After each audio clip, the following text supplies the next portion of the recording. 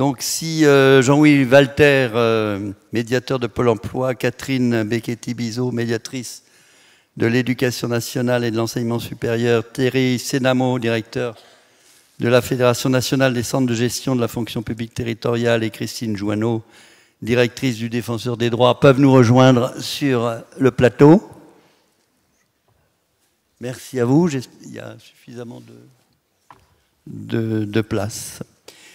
Bien, Daniel Aganeski a introduit le sujet, donc je ne vais pas être beaucoup plus long que cela. Je vais demander à David de bien vouloir nous faire un premier bilan de l'expérimentation de la médiation préalable obligatoire.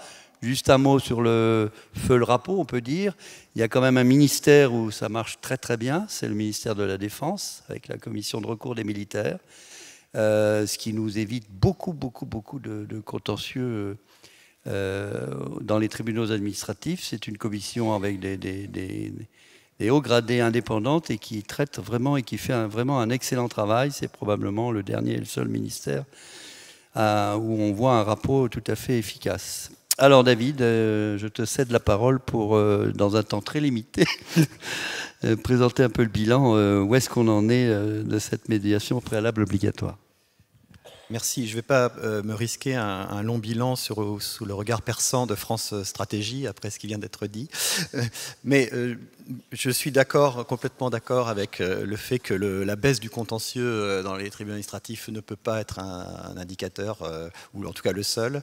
Que effectivement, la première question, c'est l'accès au droit. Et je crois que c'est ce qu'on cherche à mesurer quand on demande à tous nos partenaires de la médiation préalable obligatoire, tous les ans, de nous dire sur l'ensemble des médiations qu'ils ont enregistrées, à combien d'accords ils sont parvenus avec l'administration, et dans les cas où il n'y a pas eu d'accord possible, dans combien de cas ils ont pu quand même, l'usager en tout cas a compris la décision et renonce à un recours parce qu'il accepte la décision, et ce qu'on appelle les médiations pédagogiques. Et la première année de mise en place de la médiation sur ce plan-là est assez encourageante, puisque on va dire, si on cumule les deux, c'est-à-dire à la fois les accords parce que l'administration accepte de modifier sa décision, ou les renonciations à recours, on est à plus de 80% sur l'ensemble des 1500 à peu près médiations terminées en un an. Donc, complètement d'accord aussi pour dire que certaines choses ne sont pas satisfaisantes actuellement dans le dispositif d'expérimentation, mais je dirais que c'est le propre de l'expérimentation de justement en tirer les conséquences si on veut aller plus loin par la suite. Certainement que le circuit des dossiers au sein de l'organisation du défenseur des droits, effectivement, n'est pas très compréhensible actuellement pour les requérants qui doivent envoyer un dossier sur une boîte fonctionnelle. Bon, ils ne savent pas où ça atterrit exactement, mais en tout cas, c'est sur une boîte fonctionnelle centrale, et puis après il y a une redescente au niveau local. Peut-être que ça on pourrait effectivement imaginer de raccourcir, mais ce qui est surtout moins satisfaisant, je suis d'accord, c'est aussi la superposition que nous avons dans certains contentieux en expérimentation d'un rapport puis d'une médiation préalable obligatoire, mais c'est uniquement pour des raisons de hiérarchie des normes qu'on n'a pas pu faire autrement, parce qu'on avait une habilitation par décret, et par décret on ne pouvait pas modifier les cas où le rapport est prévu par la loi.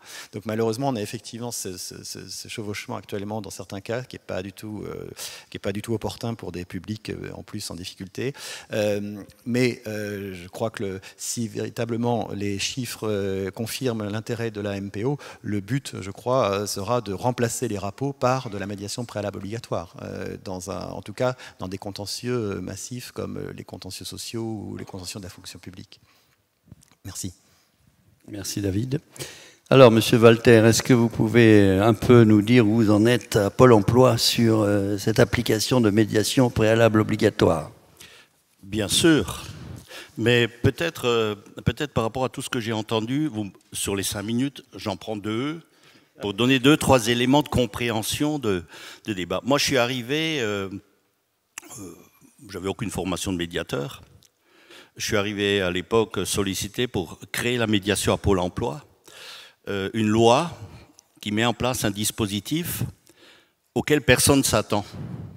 Je me suis retrouvé ce matin dans les discussions de la difficulté de rentrer dans un dispositif médiation dans les institutions, dans les administrations, etc. À la CEDIC, à la NPE, il n'y avait pas de médiation, mais il n'y avait pas de culture de la réclamation. Quelqu'un qui réclame, franchement. Et puis voilà, un médiateur. Alors ça, c'est quelque chose de très bizarre. C'est quoi? C'est énergumène qui, par un texte de loi, intéressant ça. Et j'y insiste beaucoup, et je crois que pour qu'un médiateur puisse aujourd'hui pleinement exercer ses fonctions, il faut qu'il soit installé de par le législateur. Un texte de loi que vous devez décoder pendant quelques années pour expliquer que vous êtes indépendant. Alors ça, c'est compliqué, hein. Mais moi, j'ai fait en interne une force assez importante parce que je suis assez d'accord sur tous les aspects d'encadrement, la période de fonction, enfin tout ce qu'on peut. L'indépendance, c'est avant tout une capacité personnelle de résistance au quotidien. Capacité personnelle de résistance au quotidien. Vous pouvez avoir tous les textes de loi, vous pouvez avoir ce que vous voulez, si vous n'avez pas ça, vous ne tenez pas le coup. Parce que ce n'est pas quelque chose de naturel de venir mettre en cause un certain nombre de règles de fonctionnement d'une institution. Surtout qu'a priori, vous êtes placé au plus haut niveau de cette institution et on essaye de vous mettre quelque part dans des schémas de fonctionnement. Le premier rapport que j'ai présenté, on m'a dit, il a été validé par qui? Par moi? Ah ben non, ça ne fonctionne pas comme ça. Au conseil d'administration, c'est le comité de direction qui valide, etc. Je dis oui, sauf mon rapport. Eh ben aujourd'hui, on ne se pose plus la question. Le conseil d'administration ne se pose plus la question de donner un avis sur mon rapport. Je présente mon rapport, point à la ligne. Et ce rapport n'est pas un rapport d'activité, c'est un rapport très global, parce que la partie la plus intéressante qu'il y a dans ce rapport, c'est les préconisations d'évolution. Des préconisations qui permettent de faire évoluer les services et d'améliorer les services rendus aux usagers. C'est quelque chose d'extrêmement important et cet aspect-là, moi je le cultive énormément parce que ça permet la récurrence des réclamations. Et je sais que quand je suis parti avec mes collaborateurs plus jeunes, moi un peu plus âgés en formation, élément qu'on a beaucoup oublié, moi j'ai beaucoup apprécié ce matin les interventions où on a expliqué que la formation était un élément essentiel. Médiateur, c'est un métier. Et un métier, c'est de la formation. Ben moi, j'ai beaucoup appris à 69 ans. J'ai beaucoup appris, et en particulier l'écoute, et en particulier la phase essentielle de la médiation, qui est de se mettre d'accord sur les désaccords.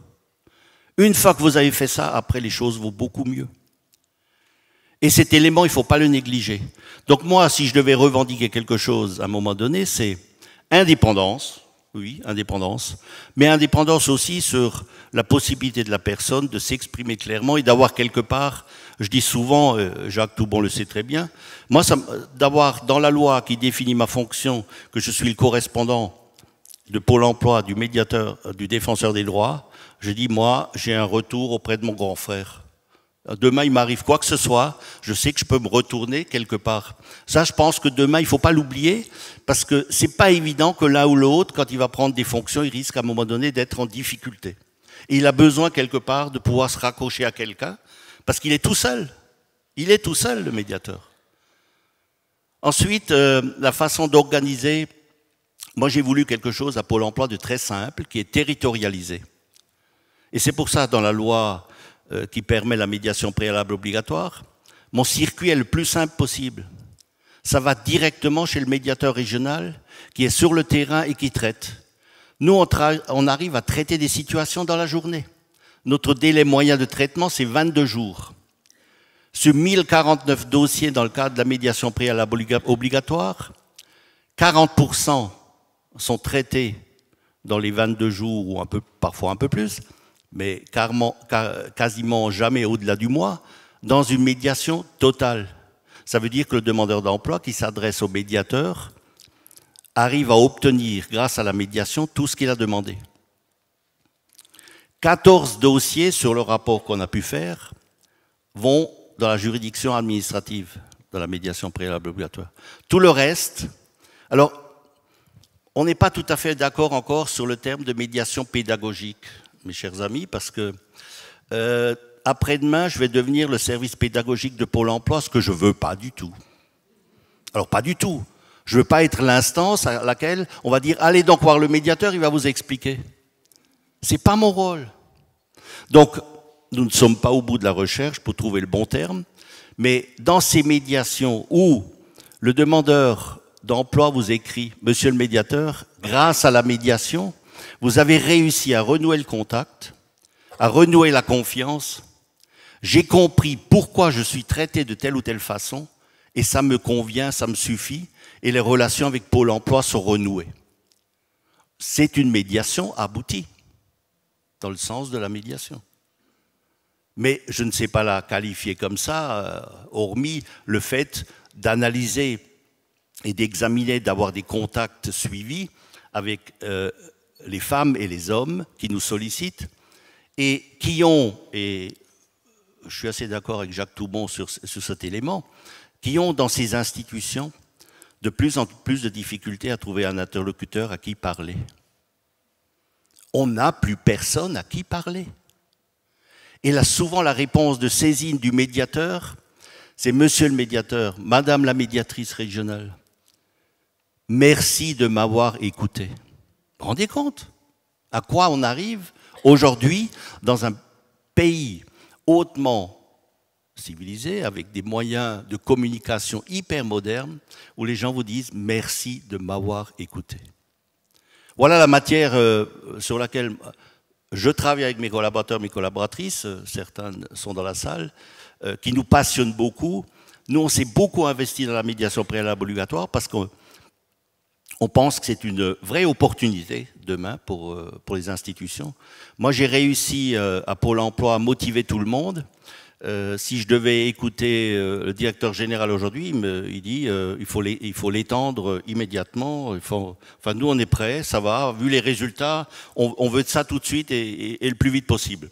Voilà, c'est ça que vous arrivez à faire après près d'une dizaine d'années. C'est là où, monsieur le défenseur des droits, les 6 ans me paraissaient un peu courts par rapport à la mission que j'avais. Au bout de 10 ans de travail, de persuasion, avec tous les jours des nouveautés, parce qu'en définitive, c'est jamais terminé. Moi, quand on m'a demandé de mener cette mission, je pensais au bout de 3 ou 4 ans que je pouvais partir tranquillement, que tout était installé. 10 ans après, je me rends compte qu'il y a encore beaucoup de choses à faire et que la relève, bien sûr, elle va arriver un jour, mais ça sera toujours très passionnant et très intéressant. Merci, Monsieur Walter. Madame Becchetti-Bizot, vous avez aussi un statut législatif. Est-ce que vous êtes prêt à la généralisation de la médiation préalable obligatoire, comme votre collègue de Pôle emploi vient de le souligner, de l'évoquer? Eh bien, écoutez, je partage évidemment l'enthousiasme de mon collègue de Pôle emploi, et on partage d'ailleurs pas que l'enthousiasme, beaucoup d'autres choses aussi dans notre vision et notre approche de la médiation. Mais on a quand même des vraies différences qui sont que, pour ce qui est de la médiation préalable obligatoire, je dois rappeler le contexte. Le médiateur de l'éducation nationale et de l'enseignement supérieur intervient aussi bien sur le champ ce qu'on appelle les usagers, entre guillemets, je n'aime pas beaucoup ce terme, c'est-à-dire en fait les élèves, les parents d'élèves, les étudiants, les familles qui s'adressent à nous, mais aussi des personnels. Or, la médiation préalable obligatoire, et ça représente à peu près plus de 14 500 saisines par an, en tout. La médiation préalable obligatoire, déjà, elle restreint considérablement le champ, puisque nous ne sommes plus que dans le champ des personnels. Et le personnel qui représente qu'un quart de nos saisines. À l'origine, il y a 20 ans, quand nous avons été institués, c'était la majorité des saisines du médiateur. Aujourd'hui, c'est le quart. Il y en a toujours autant en nombre, mais en valeur relative, évidemment, ça ne représente qu'un quart. Alors ça, c'est important de le rappeler, parce que, comme je crois que c'est Philippe Gazan qui l'a dit tout à l'heure, les personnels sont placés dans une position statutaire et réglementaire qui laisse finalement peu de marge dans nos fonctionnements habituels à une prise en charge humaine individualisée de situations qui doivent répondre à des principes d'égalité de traitement, des principes qui sont définis de manière très cadrée, mis en application avec une verticalité des procédures, et donc une administration dont l'autorité négocie très peu et qui est peu encline, on l'a vu tout à l'heure, au dialogue. Donc c'est important de le dire parce que on n'a pas choisi le champ pour la MPO le plus simple et le plus facile d'application d'une médiation préalable obligatoire. Et puis, il y a un autre élément qu'il faut rappeler aussi, comme dans le contexte, au-delà de cette asymétrie et de ce cadrage assez restreint, l'autre élément qu'il faut prendre en compte, c'est qu'il y a des corps intermédiaires, et en particulier aussi des organisations syndicales, qui jouent un rôle important. On dit toujours la médiation, c'est deux parties, mais dans le champ des personnels et des ressources humaines, on a oublié de dire que le rôle des syndicats est extrêmement important, et à tel point que même l'administration est contrainte par des accords et des négociations qui ont eu lieu en amont. On a parlé des lignes directrices de gestion tout à l'heure à propos du mouvement dans le cadre de la transformation de la fonction publique, ça va être un vrai sujet d'ailleurs. Donc même l'administration est contrainte par ce cadre-là, c'est-à-dire les accords passés avec les syndicats qui sont reconnus aussi pour avoir un rôle de médiation, puisqu'ils sont souvent conseils, ils accompagnent, ils soutiennent, ils se font l'avocat parfois de cas individuels, mais tout en respectant des équilibres collectifs, un principe d'égalité, en étant garant du dialogue social, en étant garant que des marges d'appréciation pourraient être respectées, que le droit et l'accès au recours est aussi respecté. Bref, tout ça contraint énormément notre exercice, et je crois qu'il n'était pas inutile de le dire, parce que le champ est restreint, donc parce qu'on travaille sur les personnels, on intervient pour les personnels. Il est encore plus restreint du fait que nous ne traitons qu'une partie des sujets qui concernent les personnels. Et pourquoi cela découle de ce que je viens de dire? Parce qu'ont été exclus du champ de la médiation préalable obligatoire toutes les situations qui relèvent d'une application stricte de la réglementation. Par exemple, le mouvement, la mobilité des personnels, eh bien, ce n'est pas dans le champ de la médiation, parce que c'est accompagné jusqu'à la réforme, la mise en œuvre de la réforme, c'est accompagné par les syndicats, c'est accompagné, c'est terriblement réglementé et cadré, et puis tout ce qui est dans le champ du dialogue social et de la négociation. Donc, je pense aussi à l'avancement et au déroulement de carrière, je pense à tout ce qui concerne l'organisation du travail, des relations entre les agents, la partie disciplinaire aussi, et on a évoqué tout à l'heure la montée en puissance des sujets qui concernent le harcèlement moral, l'imputabilité au service des troubles psychiques, etc. Tout ça n'est pas dans le champ de la MPO. Et je pense, je ne sais pas exactement ce qui s'est passé à l'origine, puisque je n'étais pas là, mais je suppose qu'il y a eu de très fortes réticences de l'administration sur ces sujets-là, parce qu'elle n'a pas la clé, l'administration, de toutes les décisions, et de très fortes réticences probablement au niveau du dialogue social. Alors, cela étant dit, je vais quand même, du point de vue, puisque vous avez demandé de faire un bilan, dire en quelques mots quel est le bilan. Je le trouve très positif, parce que j'ai parlé de la restriction du champ, mais j'ai oublié de dire que ça n'était appliqué que dans... Enfin, l'expérimentation ne se fait que dans 3 académies. Il y a 30 académies à l'éducation nationale.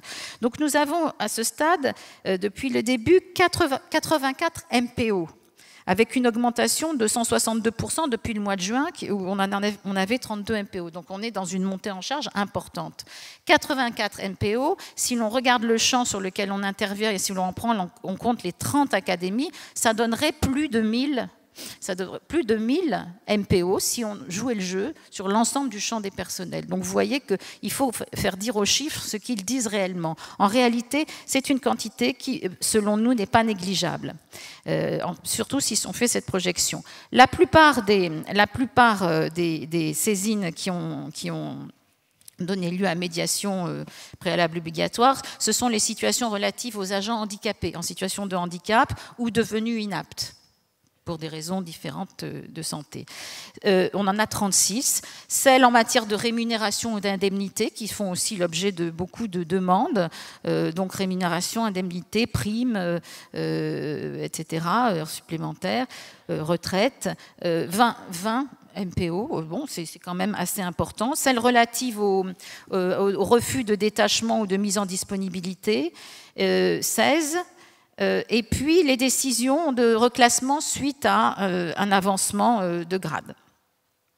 Et enfin, quelques-unes qui concernent la formation professionnelle, enfin la formation tout au long de la vie. Donc, pour la quantité, j'ai fait mon commentaire. Je pense que c'est quand même assez important, en tout cas si on projette. Pour les résultats, sur les 76 qui sont closes au 15 décembre, on en a 55 qui ont été concluantes. Qu'est-ce que ça veut dire concluante? Ça ne veut pas simplement dire qu'on a abouti à une décision favorable ou à modifier la décision. Pour ce cas-là, on en a quand même 15. Mais ça veut dire aussi que 40 décisions ont permis d'apporter une explication ou un éclairage suffisant pour que la personne n'ait pas recours au tribunal administratif. Ce que vous appelez sans doute les médiations pédagogiques. Nous avons eu, et je suis assez d'accord, surtout à l'éducation nationale, la pédagogie, on aime bien. Donc, contrairement à Jean-Louis Walter, moi, j'assume totalement notre fonction pédagogique. D'autant plus qu'elle rejoint une autre fonction que j'assume totalement aussi, c'est la dimension sociale de la médiation chez nous.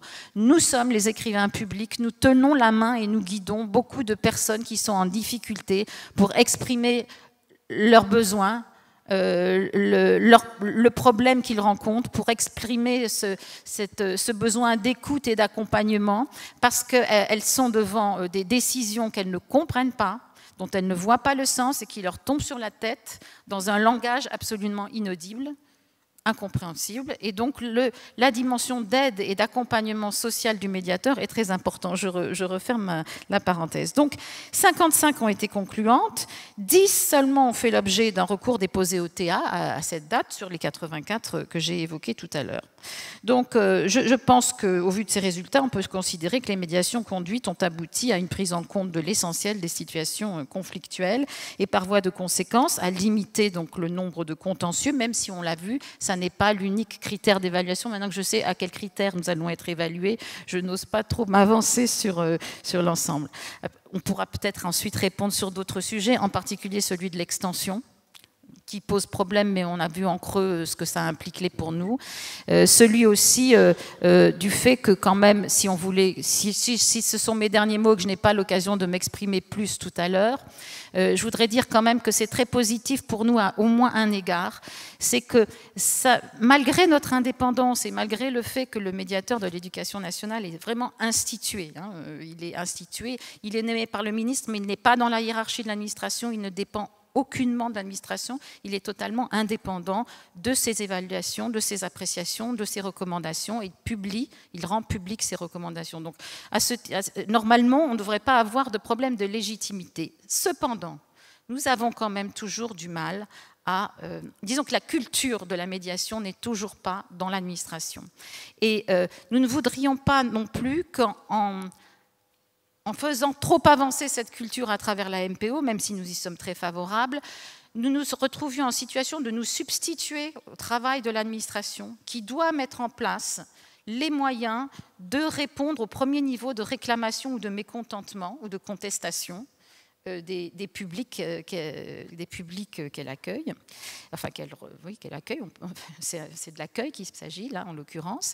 Et nous ne voudrions pas non plus, et je pose très clairement la question avec la loi de transformation de la fonction publique et la disparition de la compétence des CAP, donc des comités paritaires, des commissions paritaires en matière de mouvement, justement, je pose très clairement la question de savoir si il serait opportun d'étendre la MPO ou pas aux questions de mobilité, avec le risque qu'on se substituerait au dialogue social et que ce n'est peut-être pas exactement le travail d'un médiateur. Mais en même temps, l'avantage, c'est qu'il y aurait quand même cette voie de recours renforcée et légitimée si le médiateur s'emparait de cette possibilité pour répondre à une très forte demande dont on peut imaginer qu'elle va être d'autant plus forte s'il n'y a plus les commissions paritaires. Voilà. Je vous remercie, Madame Becchetti-Bizot. Alors, Monsieur Sénamo, bon, plus de 30 000 ministres, hein, on change de dimension. Alors, alors, les choses ont été un peu plus longues à mettre en place au niveau des collectivités locales, hein, parce qu'il a fallu que chaque collectivité locale signe une convention d'adhésion à la MPO en application de leur liberté d'administration. Est-ce que vous pouvez nous en dire où vous en êtes aujourd'hui sur 43 départements, hein, si je ne m'abuse? 46 départements 46, pardon. Pour 42 centres de gestion qui sont effectivement rentrés de manière volontaire dans l'expérimentation. Certains autres d'ailleurs auraient pu souhaiter la rejoindre, mais il fallait bien boucler les candidatures à un moment ou à un autre. Et de la même façon d'ailleurs, on a obtenu un résultat que je trouve très intéressant en matière d'adhésion des collectivités, puisqu'on a conclu, les centres de gestion expérimentateurs, plus de 7700 conventions d'adhésion, ce qui est significatif, sachant que la fonction publique territoriale représente près de 50 000 employeurs, près de 10 000 adhérents au dispositif. Ça peut aussi donner des résultats intéressants en termes d'expérimentation et d'exploitation. D'ailleurs, sur ce nombre d'adhésions, simplement un chiffre pour vous dire que c'est près de 80, ça représente près de 80% des communes, hein, les collectivités adhérentes. Je me souviens qu'on avait eu quelques interrogations quant à la capacité des centres qui sont traditionnellement, légalement, si je puis dire, orientés vers les plus petites collectivités ou les moyennes, à savoir celles qui ont moins de 350 fonctionnaires. Pour ce qui concerne les plus grosses collectivités, c'est dans le cadre d'une démarche volontaire qu'elles se tournent vers les centres de gestion, et ça n'a pas fait obstacle à ce que des grandes collectivités concluent ces conventions d'adhésion avec les CDG. Par exemple, 17 départements nous ont rejoints, ce qui est significatif, et aussi à mettre en rapport avec les seuls 4 départements qui sont affiliés volontaires. Je ne fais pas de distinction entre adhérents au socle, affiliés volontaires, etc., sachant que les centres rassemblent 94% des collectivités établissements au total. Donc, un premier succès, si vous voulez, en termes de démarche et d'attractivité. Autre petit chiffre, ça recouvre à peu près 400 000 agents. Sur 1,5 million d'agents, de la même façon, c'est sensible. Juste un petit mot peut-être sur ce qui avait constitué un refus de conventionner. Effectivement, il pouvait y avoir certaines appréhensions d'ingérence de la part évoquées par certaines collectivités, ou alors des raisons institutionnelles, des communes qui allaient se transformer en communes nouvelles. Ça pouvait être des motifs de refus d'adhésion dans un premier temps. L'absence de caractère obligatoire aussi du dispositif, ce qui manifeste plus une certaine crainte qu'autre chose. Ou alors un champ qui ne correspond pas nécessairement aux besoins de la collectivité, qui porte plus sur la discipline ou les conflits relationnels avec les agents, voire les plaintes pour harcèlement moral et ce genre d'items qu'on a déjà évoqué à plusieurs reprises. Et j'y reviendrai justement en termes de possibilités aussi d'extension, de même que sur les remarques de Madame en rapport avec la loi de transformation de la fonction publique.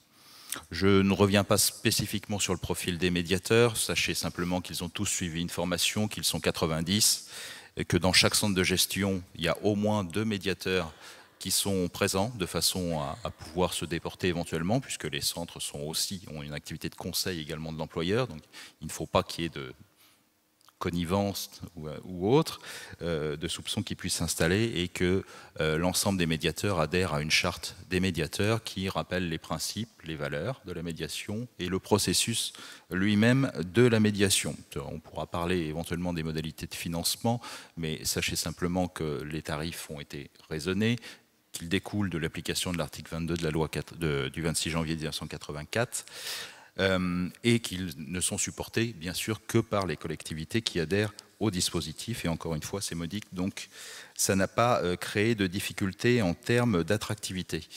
Pour rentrer dans le processus lui-même de médiation, ne serait-ce que sur le lieu, le plus souvent ça a lieu au sein du centre de gestion, qui est perçu comme un lieu neutre, où la médiation va pouvoir se dérouler sereinement.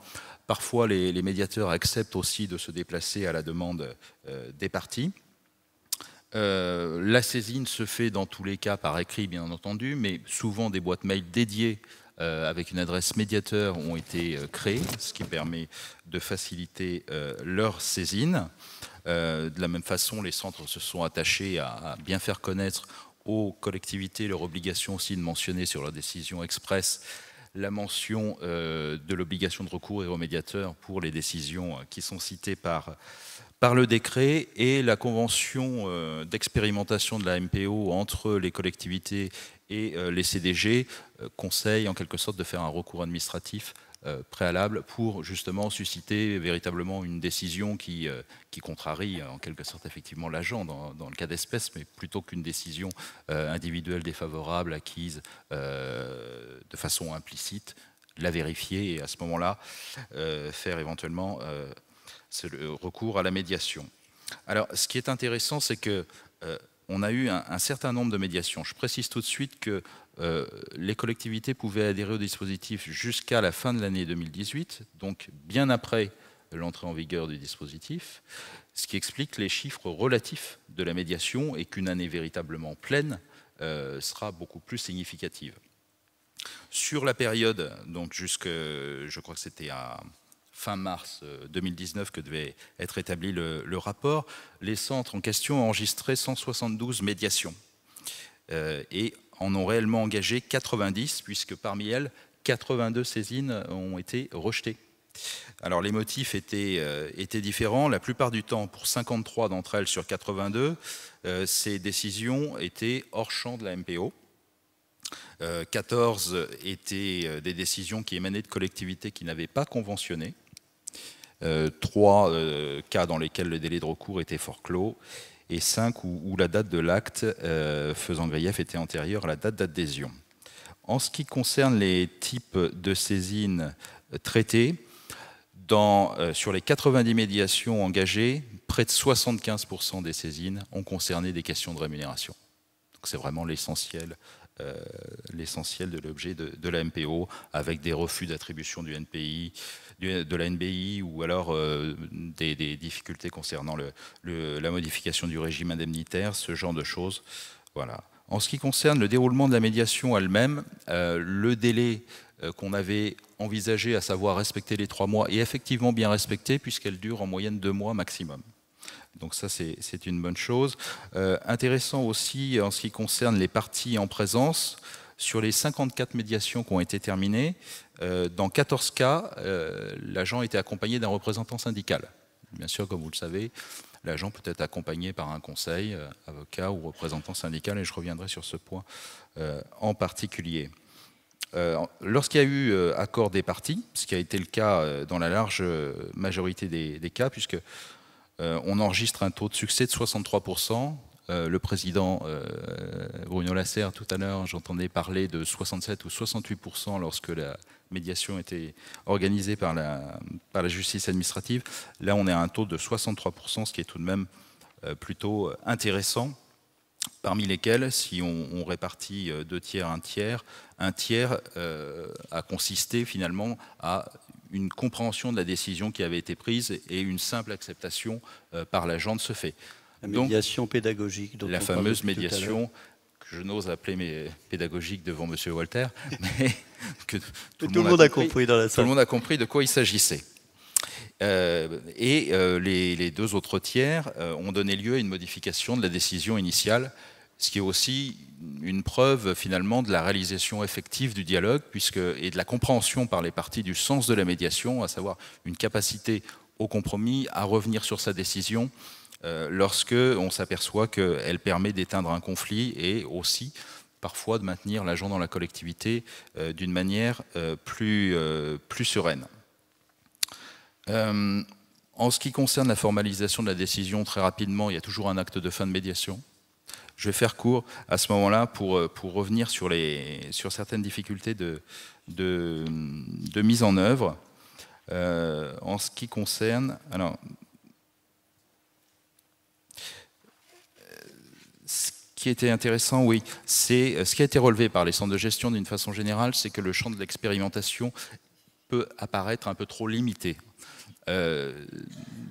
En y réfléchissant ce matin, finalement, et ça rejoint vos propos, faut effectivement distinguer, quelles que soient les appréhensions des centres, qui sont très normalement légalistes et qui MPO signifie telle ou telle décision qui y sont soumises, et on ne fait pas de médiation au-delà ou pas forcément. Il faut vraiment qu'on arrive à distinguer la médiation préalable obligatoire, donc les décisions devant faire l'objet d'une médiation, de celles pouvant faire l'objet d'une médiation. Et tout à l'heure, de même, Monsieur Gazagne, de même que le président Lasserre, on a bien compris que le champ de la médiation, il n'y avait en quelque sorte pas d'interdit a priori et qu'elle pouvait se répandre un petit peu dans tous les domaines. Alors, les centres avaient suggéré de faire rentrer dans le champ des décisions faisant l'objet d'une médiation préalable obligatoire, notamment des questions disciplinaires, des questions managériales ou des questions hiérarchiques, et des questions liées au bien-être au travail, telles que le harcèlement, etc. Pour ce qui concerne notamment les questions disciplinaires, on a suggéré dans notre rapport, ce n'est pas forcément la position de l'unanimité des centres, mais que les sanctions disciplinaires du premier groupe, qui donc ne font pas l'objet d'un examen de la CAP en tant que conseil de discipline, puissent éventuellement être citées en tant que décision qui relèverait du champ de la médiation préalable obligatoire. Au-delà de ça, je souhaiterais simplement, pour terminer, rebondir sur ce que disait... conclure, s'il vous plaît. Oui, très rapidement. Par rapport à la loi de transformation de la fonction publique et aux propos tenus ce matin par M. Blasi, concernant notamment la fin de la compétence des CAP à partir de 2021 pour ce qui concerne la promotion interne et l'avancement. Vous noterez que dans la loi du 6 août 2019, il est fait référence justement à la possibilité, bien entendu pour l'agent, de contester par le biais d'un recours administratif ces décisions en étant accompagné d'un représentant d'une organisation syndicale représentative. Et je trouve qu'il s'agit là notamment d'une occasion un petit peu manquée d'avoir inscrit dans ce texte, d'avoir cherché à promouvoir la médiation préalable obligatoire, non pas pour que le médiateur soit d'une manière qu'on aurait songé pouvoir équilibrer les choses, le conseil de l'employeur, puisque ce n'est pas le rôle du médiateur qui est un tiers neutre, mais simplement pour justement créer de la fluidité et ne pas simplement inciter, lorsque l'agent a envie de faire un recours administratif, à justement se tourner uniquement vers un représentant syndical et donner une teinte finalement assez précontentieuse. Là, l'adjonction du médiateur m'aurait semblé intéressante. Et demain, donc, pour ce qui concerne la promotion interne et les mobilités à partir de... et l'avancement de grade. Sur les mobilités, de la même façon, sachant que ce sont des décisions qui échappent à la compétence des CAP dès le 1er janvier 2021. Donc la mutation, par exemple, était citée par les centres de gestion comme l'une des décisions pouvant faire l'objet d'une médiation préalable obligatoire. Aujourd'hui, on sait très bien que pour ce qui concerne la mutation interne, si c'est exclu de la compétence des CAP, malgré tout, elle reste un recours administratif de l'agent possible selon la loi. Enfin, dernier point, vraiment dernier, sur la rupture conventionnelle. Sur la rupture conventionnelle, typiquement, on aurait dû également penser, à mon sens, mais ça n'avait pas été inscrit dans la loi qui l'a prévu. Dans le projet de décret, ça n'est pas plus inscrit.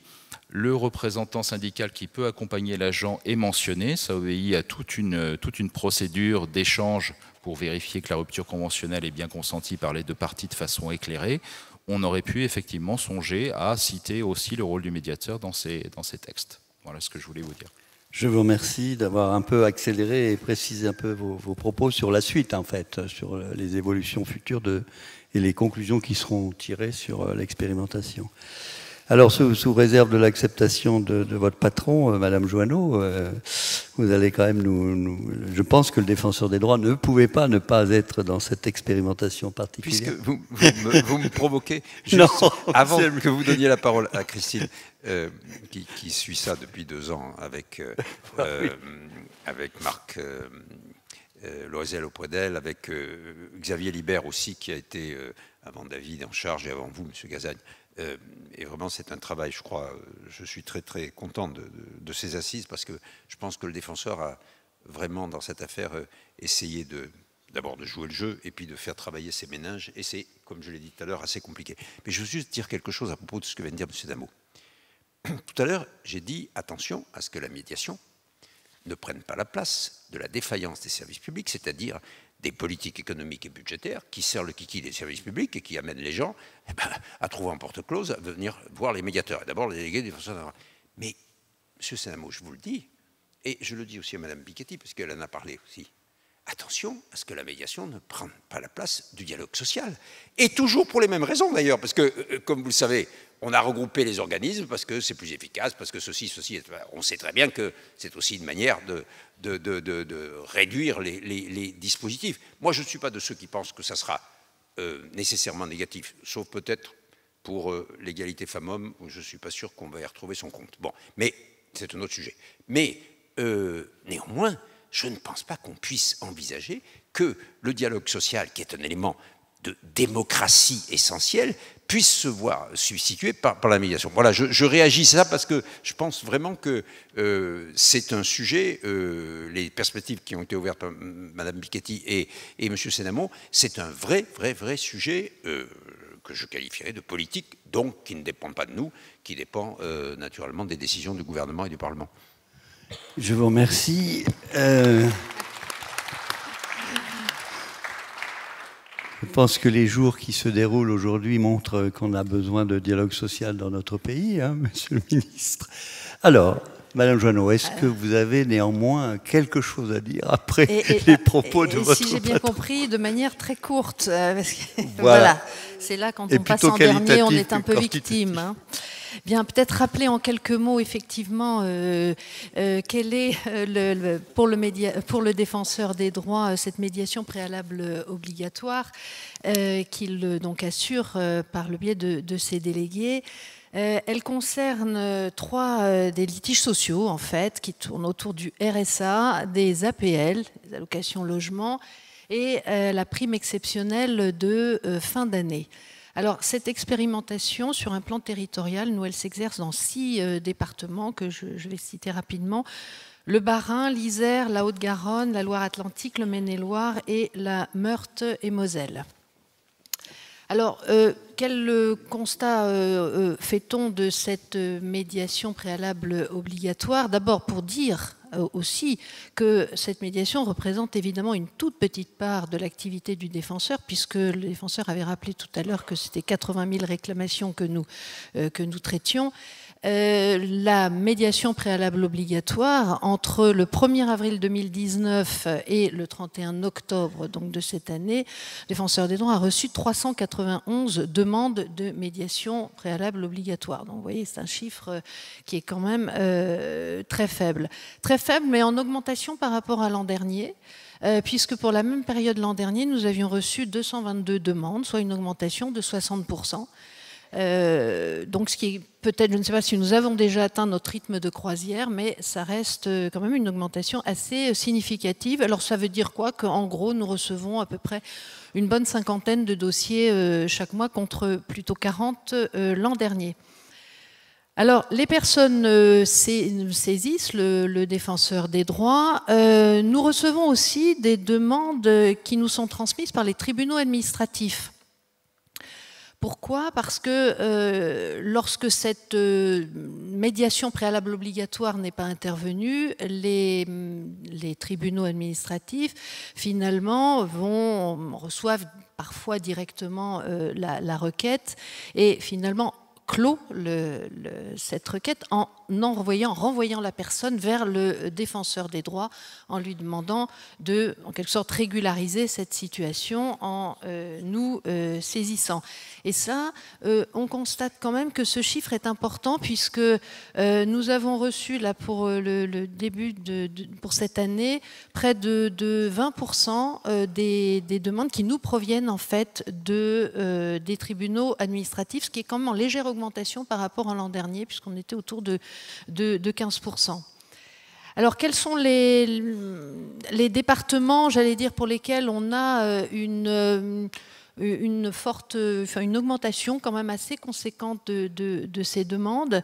C'est toujours en Isère où finalement, on l'avait déjà constaté l'an dernier, que l'Isère est le premier département dans lequel il y a des demandes de médiation préalable obligatoire, en légère augmentation d'ailleurs par rapport à l'an dernier. À l'inverse, même si globalement tous les départements sont en augmentation dans les demandes de médiation préalable obligatoire, on voit que quand même certains en proportion augmentent moins vite, comme la Loire-Atlantique par exemple. Voilà. Mais il nous semble quand même que ces constats d'année en année demeurent sur les départements et donc on considère que probablement il doit y avoir des éléments, j'allais dire, structurels qui finalement expliquent ces répartitions. Alors, sur ces entrées-là, quel bilan un petit peu qualitatif peut-on en tirer ? Lors du premier bilan annuel, le défenseur des droits avait souligné que le nombre des demandes de MPO s'avérait finalement assez faible pour permettre d'écarter le risque de voir ce dispositif se transformer en frein à l'accès au juge. C'était une de nos inquiétudes. Certes, les chiffres, on le voit, augmentent de manière significative, hein, ce qui est encourageant, mais l'inquiétude qui avait été exprimée ne nous semble pas totalement écartée. Ce que traduisent également ces chiffres de demande, on voit que finalement la mention de la médiation préalable obligatoire dans les décisions que prennent les organismes sociaux ne suffit pas à elle seule à les convaincre d'enclencher cette procédure de médiation préalable obligatoire. Et le fait que 20% des tribunaux, d'ailleurs, nous transmettent les demandes montre que ce dispositif n'est pas encore totalement assimilé ou compris. Je voudrais quand même signaler sur ce point un point positif, c'est que la CNAF notamment a modifié ses décisions. Vous vous souvenez peut-être que l'année dernière, dans ses décisions, elle n'avait pas modifié son système informatique et elle joignait un feuillet qui permettait d'expliquer cette procédure. C'était peut-être un peu complexe. Là, des gros efforts ont été accomplis par la CNAF et maintenant, ces médiations préalables obligatoires et le recours à ce dispositif est maintenant mentionné dans le corps même du texte. Alors, la procédure, vous l'avez indiqué tout à l'heure, Monsieur Moreau, c'est vrai que les personnes sont invitées à joindre le défenseur des droits, c'est dans la notification. Les services centraux du défenseur renvoient immédiatement la demande vers un délégué qui prend contact avec la personne pour évidemment voir avec elle les moyens d'expliquer, de nourrir son dossier, de comprendre sa demande. Sur les donc 391 demandes que nous avons reçues, nous avons transmis à nos délégués 355 demandes. Et sur ces 355 demandes, ils ont pu en achever 303 sur cette période. Là où je disais que on voit qu'il y a quand même des difficultés pour les personnes à comprendre ce dispositif, c'est que nous voyons que sur ces médiations achevées, 23% d'entre elles, c'est-à-dire 70 dossiers, ont été interrompus avant même l'engagement du dialogue avec l'organisme en cause ou le conseil départemental.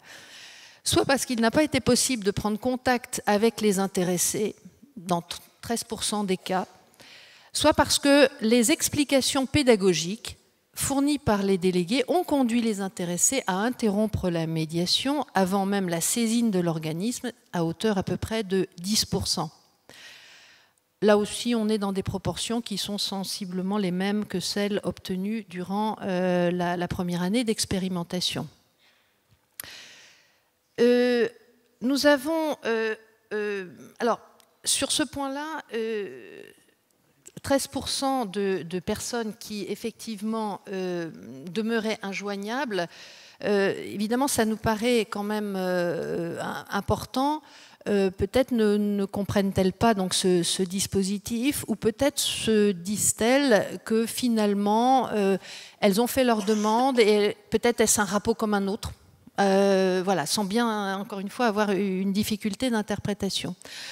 On a essayé aussi de voir que parmi ces demandeurs, 10% aussi disent d'emblée qu'ils font leur demande de médiation, mais que de toute façon, ils vont au tribunal. C'est-à-dire qu'ils ne souhaitent pas s'engager vraiment dans la discussion. Ça, je crois qu'il faut le souligner. Et puis, certains vont aller évidemment jusqu'au bout de la médiation parce que de toute façon, ils n'ont rien à perdre. Un point aussi qui peut être important à souligner, c'est que certains demandeurs sont bien informés du caractère non suspensif des procédures de recouvrement des créances. Lorsqu'on demande un indu de 15 000 ou 20 000 euros à la personne, elles disent que de toute façon, elles ne souhaitent pas s'engager dans la MPO parce qu'elles préfèrent saisir le tribunal qui leur paraît, de ce point de vue-là, plus protecteur. Alors, est-ce que ça marche finalement, là, cette médiation? Je fais vite. Sur les 233 médiations que nous avons engagées, 30% d'entre elles, finalement, ont eu un résultat ou partiellement ou totalement positif. Et donc, on considère que c'est un bon résultat compte tenu des difficultés. Ce taux est relativement stable. Et en tout cas, pourquoi positif? Parce que quand on examine les chances de succès devant le tribunal administratif, c'est contentieux, il est très très faible. Alors, et j'en termine là, les délégués du défenseur déplorent quand même que les refus de toute concession soient encore trop souvent justifiés de manière laconique, et notamment sur le fait qu'il n'y a pas d'éléments nouveaux présentés à l'appui de la demande, c'est-à-dire se place davantage dans un rapport, dans un recours administratif obligatoire dans lequel il faudrait amener des éléments nouveaux, plus que dans la médiation.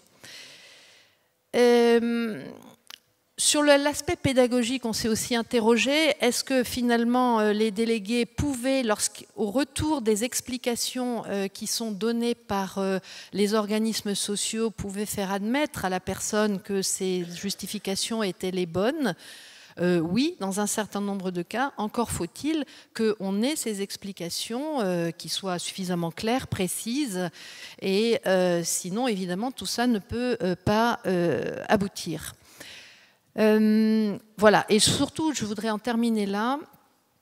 Bien sûr, l'issue de la médiation est communiquée à la personne, mais mis à part les médiations qui ont donné lieu à des concessions, il apparaît en tout cas difficile d'interpréter l'absence de saisine d'un tribunal administratif comme le signe d'une satisfaction du demandeur à l'égard des explications qui lui ont été apportées.